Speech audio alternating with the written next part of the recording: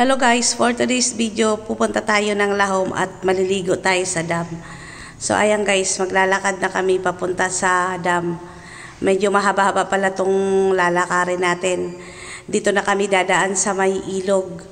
Tatawid kami ng ilog at pagkatapos naming tumawid ng ilog, aakyat naman kami sa Lugsadan. Lugsadan yung tawag dito sa amin. Ewan ko kung ano to sa Tagalog. So, eto na nga guys. Paakyat na kami. So, nauna na pala dyan si Maris at saka si Alicia. Pati na din yung kapatid kong lalaki. So, ayan, lakad lang. Medyo malayo-layo din yung dadaanan natin. So, ayan guys. Nakarating na kami dito sa dam. So, eto na nga pala yung dam dito sa amin. Dito kami lumaki. Ito yung swimming pool namin nung kabataan. So, ayan guys. Medyo